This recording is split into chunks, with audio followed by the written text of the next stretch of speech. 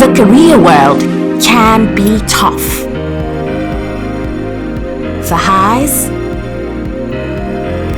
the lows, the uncertainties. Many times it takes more than vision and talent to succeed. It could all change in a flash. A worthy swing from toiling in the dark to basking in the limelight. Join me, Owolawi, as I highlight the untold stories and connections that make the difference between getting by and thriving. This is Pay It Forward.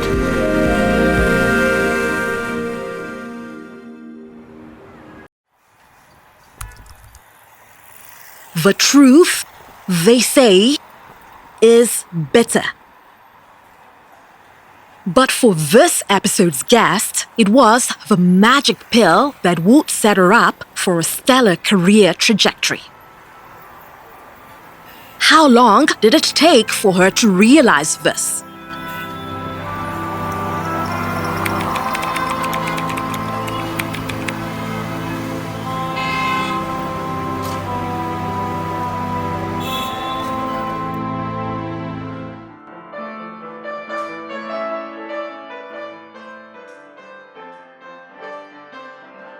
I've always had this perspective about work as a platform I've been given, as a privilege to actually drive impact. And so the mindset has been around, this is a space for me to develop my skills, this is a space for me to build more networks, this is a space for me to do amazing things, work on projects, sort of break new territory. And throughout the years, I've been so lucky and blessed to have such an eclectic mix of experiences. I've worked in international development, conflict resolution, consulting, financial service, infrastructure development. So it's a pretty unique work trajectory. And that variety is part of what has kept me going.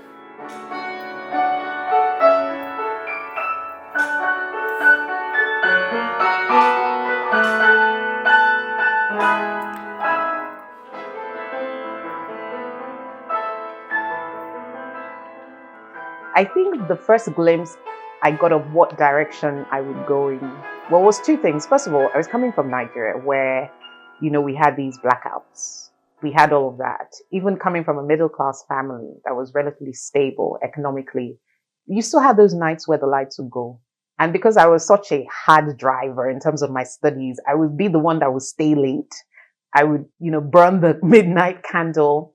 And I just thought, this is kind of ridiculous. So if we are in this situation, what are people who are lower down the economic ladder going through, right? And so it wasn't until after I got to the UK, I thought, why does Nigeria have all these issues? And that was the first beginnings of my consciousness around the kinds of problems I wanted to help solve back home. Of course, the uni, the whole thing you explore.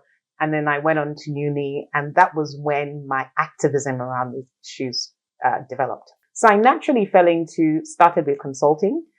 Working as a risk consulting, advising mostly energy sector companies, and then, the rest, as they say, is history.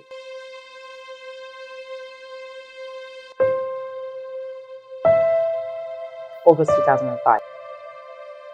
I started working at a global risk consulting firm. I started off as a high flyer, right? Very young, in my early 20s, and it was covering Africa for international investors, multinationals, mostly oil and gas, power and energy companies, which is where the energy sector expertise grew. But the company also had sort of a particular path to promotions and how people got certain things and certain incentives. And I just felt it wasn't working for me.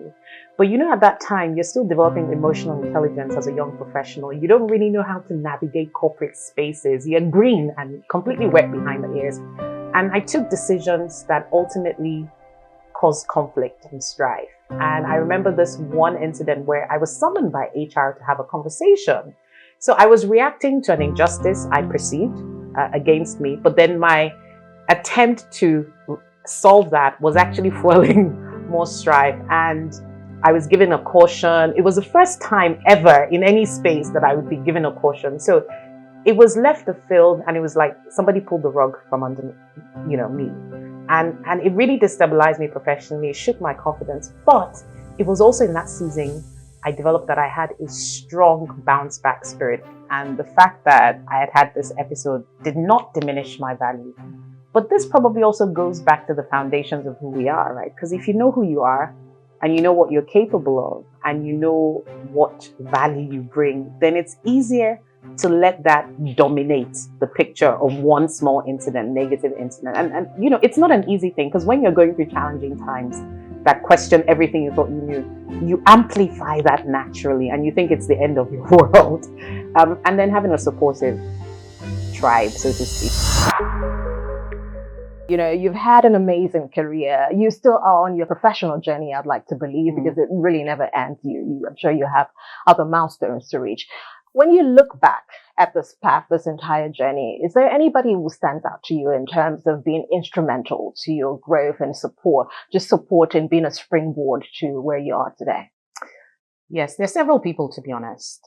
Some who, when I was in the UK before I moved back to Nigeria in 2014, but I think one of the more memorable ones is a lady called Mrs. Abimbola Wright. Mrs. Bimbola Wright was the head of corporate banking and coverage at FBN Quest Merchant Bank. So I joined FBN Capital when I moved to Nigeria in 2014. FBN Capital then went through a corporate restructuring, which involved a merger with the Kakawa Discount House. So by virtue of that, where Mrs. Wright had been, she came into the business, which became FBN Quest Merchant Bank. So she became my boss. And it's one of those funny stories because the relationship started off strained. Maybe because of working abroad and having been in these really highly structured corporate environments, you know, you face your work, you do your thing, and you go home. You know, I came into FBN Capital with that almost silos mentality. Just put your head down, do your work, don't interact too much, you know, charge your own lane. And I think because of the leadership style of Mrs. Wright, and she was a brilliant leader, she still is there was an expectation as to what a head of a sector team would do, how I would engage. And I think in the early days, it caused tension, but that wasn't the end of the story. So during that time, I also went to business school. I did my executive MBA. And one of the first tasks we were giving in business school was to do this 360 leadership feedback. So you'd go back to your organization where you work and ask 12 people across the organization to give feedback on you on a range of different metrics. And they all had to be anonymous. So you wouldn't know when you received the feedback, you wouldn't know who it was. But the only person who couldn't be anonymous was your direct line manager, which was Mrs. Wright. So I did this. The feedback was given over a few weeks and months. We came back to the business school module and our coach was telling us what to do about this feedback we're receiving. And I remember one particular comment that Mrs. Wright made. And she said, Rolake is this, she's brilliant, but she has a bit of intellectual arrogance. And I was like, hang on, where is this coming from? What does this even mean? I've never heard that phrase. And I said, I felt very defensive. And my coach said, Rolake, you know what?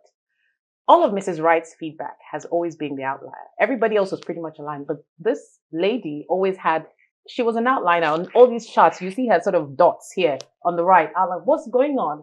You need to go back and have a conversation with her. And I kind of summed up the courage and I did. And we had I remember that conversation very good. It was like 2 hours long. That was the turning point in our relationship because not only did I see and understand my blind spots, and it wasn't that she wasn't saying that I was being intellectual and arrogant. Even till now, I'm not even sure I can fully interpret, but she was saying there's a certain way you should engage with people to help dissipate perceptions around you. And she really approached it from a nurturing, caring angle of somebody who wanted me to be better, who saw a lot of potential in me, but was worried that this, my sort of hard-nosed approach, was not endearing me to people in this type of environment. And I needed to be careful. If I wanted to rise through the ranks, become a more emotionally intelligent leader and a better leader, I needed to take note. That conversation helped me totally see her in a different light. She almost became a mother figure. I want you to be better. This is why I'm telling you. And you know what? After that, I remember maybe the year after that, she recommended me for a WIMBIZ speaking slot on a panel at the annual conference. And so many things also happened to me after that. And she's become like this sort of standard for me as to how to lead people. What is amazing about Mrs. Wright as well is she's one of the most experienced bankers I've ever known. But there's no hint of arrogance, no airs about her. Really, really humble, lovely and warm, very, very selfless, understated, but an absolutely brilliant woman. And she's a gem. And I want people to know Mrs. Wright's story because you don't see her name in the headlights, right? And I think she's been one of the biggest influences in my career, particularly since my transition to the Nigerian business environment. Oh, I love the story. Yeah. This is very refreshing to hear. Yeah. Well, does Mrs. Wright know how you feel? Is this, I would imagine it's something you've probably said to her before. Have you not? I've probably said it a lot. I've also said it to other people. Those, for instance, in the Win-Biz circle, I always talk about Mrs. Wright, Mrs. Wright. But I don't think I've ever truly expressed it in a way that's meaningful and deep. For her to just know how much I love her and I respect, and I'm grateful for all she's done for me, because she really set me on a path of learning and personal growth and development. And she really championed me. And when you find somebody like that, you really need to appreciate them, right? In the spirit of appreciation, Rolake will now offer an open message of gratitude to the individual who has made the greatest impact and contribution to her career journey. Mrs. Bimbola Wright, what can I say?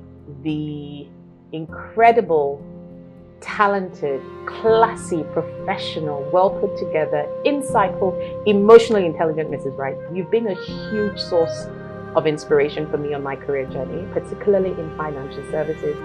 Thank you for your candor and frankness at every stage of my journey.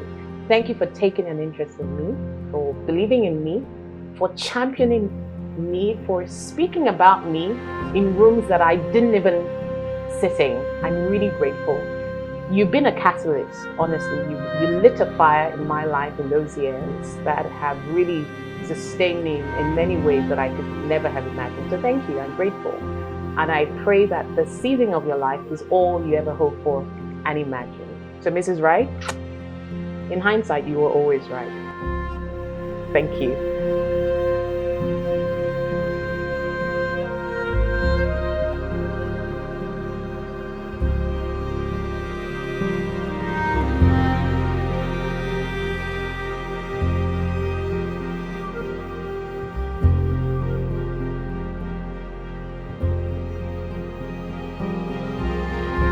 Rolake's message of gratitude was great. But that's not where it ends, as I have another assignment for her. And so I reached out to her to explain this. Following her message of gratitude, Rolake will now have to identify an individual she would like to pay an act of goodwill forward to. They have to be somebody who is up and coming with great potential within her field. We will then meet again in a few days to surprise her goodwill recipient.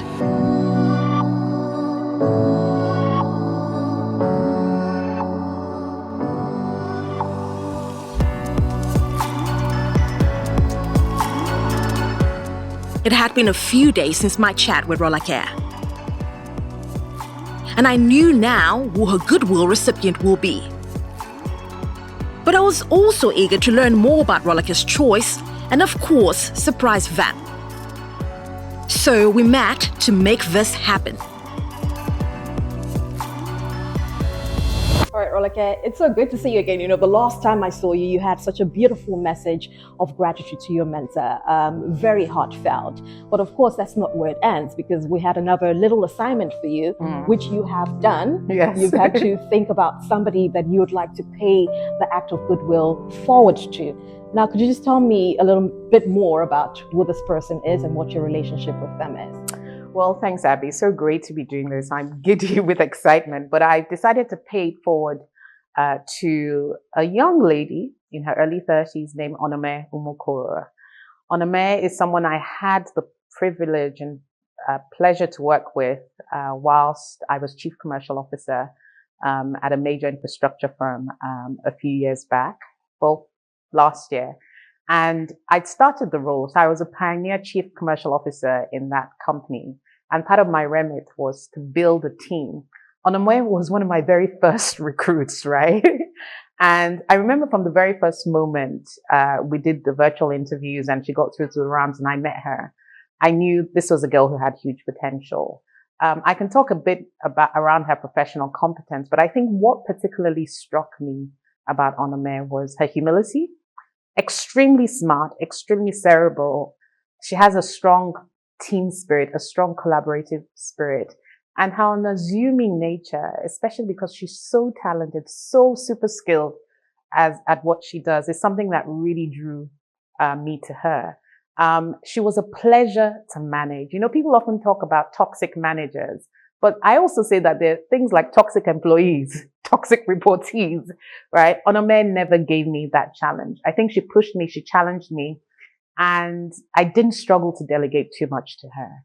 She's competent, she's capable, she has good character, and she's just a warm, loving personality. And her humility is something that's really, really powerful. So Onome Mukoro is my pay forward person, and I'm really excited about that. She does sound like quite the gem. But now, tell me, what does this gesture mean to you? What you're about to do for Onome, and in what ways do you believe it will impact her career and professional life? So for me, it's about taking a big leap of faith, taking one step further. Because I remember when I was a young girl growing up, when I got into university, I had very supportive parents, but getting universities, I didn't have very specific mentors, you know, people who put the weight of their resources and time. And it was only later in life, when I got into the early years of my career, meeting people like Mrs. Wright, I started to understand what it really means to truly champion and support other women. So for me, I don't believe in doing things in halves. This is a huge sacrifice I'm making, but I feel for Onome it's worth it, because I know that she will capture that opportunity. She will embrace it with all her heart. She will run with it and she'll make something big out of it. I love it. Well, thanks so much for sharing all of this. I'm really looking forward to this exciting part. Of course, you know, we're going to have to hide you away. Onome has no idea you're going to be here, and I'm looking forward to, you know, giving her this very wholesome surprise. So, Rolake, it's time to pay it forward.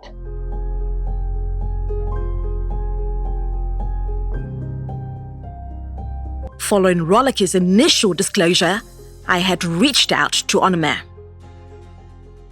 Onome thinks she's meeting me for an interview about her industry and has no idea about a planned surprise or that Rolake is within proximity.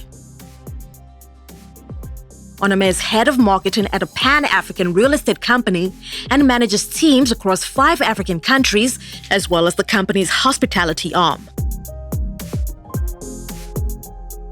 I like seeing ideas come forth. So you know how you see something in a day, you just think about an idea, you talk about it with your team, and in a few weeks, a few months, you just see that idea come to life. It's almost like you have a baby. The entirety of what I do, from digital marketing to internal and external communications, to PR, to even CSR sometimes, is very interesting, because everything stems from an idea. And you just see that idea become reality, become something substantial and tangible, and you see the impact that it makes on people's lives, on the organization that you work with, and just generally everybody that comes in contact with that idea. I think that's the best part for me, just having the idea come to life. What would you say some of the most challenging parts of your work is? Already sounds quite multifaceted. It sounds like a lot of work, a lot of detail. What are those days like for you where you say, wow, this is a bit of a challenge? So sometimes marketing, you want to do something that may be controversial. They call it guerrilla marketing, where, you know, I want to get my word out there. I don't want to spend a lot of money, but I want to do something that might be controversial. I need to get the management's back in to let me do that, and trust that even though it will raise some eyebrows, it will get the value that I'm trying to achieve. And then I think finally, for me personally, I'm very introverted. I'm very into my shell, very on my own. I like to be behind the scenes, but as I've grown in my career, I've realized that I need to put myself a bit more out there, do a bit more industry networking, let people know about me, know of me. It's been tough, because I would rather just be in my house and just, you know, be behind the scenes and let other people shine. But I've learned over time, in recent time, that I need to, you know, also do some shining myself. And I think that's probably one of the biggest challenges for me personally. Well, let's talk about that a bit more. What does personal development mean to you? bringing it down to like daily routine. Personal development is what you do daily, waking up daily, meditating, praying, reading, learning, exercise, get some skill, education, knowledge, something, learn something new every month at least. I love experiences. I love traveling. If I'll spend my last 5 naira, if it will take me a plane ticket anywhere, I will travel at any point I can. I had a boss who used to say, your network is your network. And I completely believe that. I didn't understand it when he was saying, I just thought he used to, it was a buzzword. But now I get it, because people are actually people push you. It's not really about how much you can spend, it's about who calls your name when you're not there. And the only way they will call your name is because of the relationship that you have developed. So networking. Hello! Hi, Owolawi! Hi, Owolawi!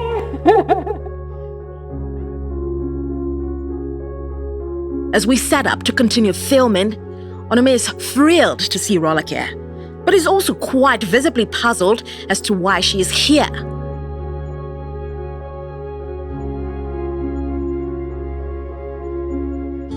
All right, Onome, so lovely surprise for you here. Of course, you didn't see this coming, did you? Nope. Not at all, right? Now, of course, you already know Rolake, because you've worked together in the past, and Rolake has some very great words. She's given us some very colorful tales about you and your relationship at work. And of course, it's a pleasure to have you on this platform, because this is a show where we get to appreciate individuals who are very promising in their respective fields, and in the line of continuing to pay it forward. Rolake has a few words to share with you. Okay, so thank you very much. So, Onome, yes, this is all a shock. Listening to what you were saying there was quite emotional, listening to how you talk about your personal development, the things that you are focused on. When you joined Mixter, I remember I was telling Abby that from your panel interview, I was like, okay, she sounds interesting, but meeting you in person, I knew that you were the girl for the job. And seeing your evolution through the years has been pretty amazing. I think I told Abby in the earlier part of today's recording that, I started a role, a pioneer chief commercial officer, and I needed to build a team. And there were a few people who were really dear to my heart that really helped make life easy and gave me smooth sailing in that role. You were one of them. You were a core part of that role. I've seen you come to own your space, come to be what I believe is a renowned marketing professional in this market. And even though I've not been in the core marketing field, the way you gave me a lot of honor and respect, you took feedback, you ran with it. After a while, I didn't even need to really manage you anymore, because you just really owned the space. You made your mark, you're innovative, you're creative, you're an executor. And then to crown all of that is your humility and unassuming nature. So for me, when Abby said she was going to come out with this concept around paying it forward, we had to go back in time to see those in the course of my career. And so the question is, who would I like to pay it forward to? And the first name that came to mind, a couple of names, but yours stood out the strongest, was Onome Umukoro, for various reasons that I've outlined to you and her. But we often talk about women championing women and women supporting other women, but not many women really put their resources, their time, their finances behind really doing that. And this year's theme for International Women's Day was investing in women, right? Accelerating inclusion. And I want to do that in a very real way. So the surprise here is that I've decided to gift you with a trip to the International Women's Leadership Conference in Dubai next year to cover your flights, your accommodation, and the conference registration. Of course, the International Women's Leadership Conference was founded by one of my big mentors, Mrs. Ibukun Awoshika, and she is one woman who knows how to champion and support other women. So the conference is in March last year. I don't know what your plans are, where you're going to be in the world, but you're as good as registered. So I'm gifting you your flight ticket, your hotel, and your conference registration. That is my gift to you. That is how I'm choosing to pay it forward to you, Onome, because you're really special, and I love and value you. And I know you will make the most of it. So there you go. You're welcome. You're very welcome. You're very welcome. You're very welcome. Oh. Thank you. Oh my goodness. Oh wow, this is a lot. Thank you, Rolake. Thank you so much. Ooh. Okay. All right. Thank you. I don't know if I can say thank you enough. I just saw you a couple of weeks ago, and you know that I think you know how much you mean to me. I feel like a lot of things I've done in the past couple of years, I've done because I had you behind me. I had you supporting me. I had you pushing me. Even accepting an invite to even speak or go on any panel at all, it was you. I wouldn't have done it otherwise. The things that I've achieved or I've been able to achieve, yes, I know things, but I think the fact that I had someone that believed in me enough for me to at least believe in myself, you have no idea. I don't think you have an idea how much you've helped me in the past 2 to 3 years. And then this is just... So I'm just Absolutely. really happy, really happy to see. She really deserves it. She really does. This is such a beautiful moment, and thank you both for being a part of the process. I know, it's been a long process. Yeah. As soon as I'd gotten your call, she was one of the first people I called to say, oh, this is happening. And I called her because aside just her thinking the affiliation and all of that, I also she's one of the people I run things by career-wise. And so I'd run it by her. She's like, oh yeah, good things, and we didn't really talk about it after that. So seeing her here is just so unexpected, and then everything that it comes with, the trip and all of that, this is just amazing. I'm so grateful. I'm thankful. I'm surprised. But yes, it's unexpected.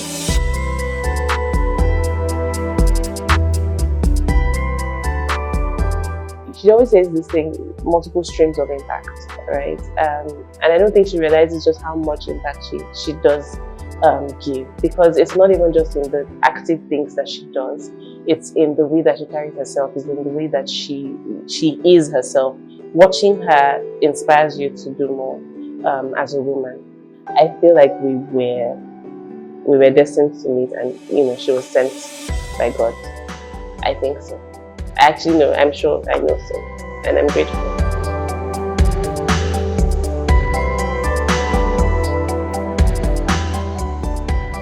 I feel very privileged that she considers me instrumental to her career growth.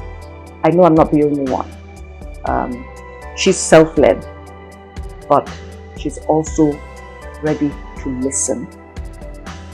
She does not always, we haven't always agreed, and we will argue ourselves sometimes under the table, but even in disagreeing, you can see that Rolake would take aspects of the advice or counsel and run with it. She's very driven, she's very focused, she's very results oriented, and she will take every step to excel at whatever it is that she wants to do.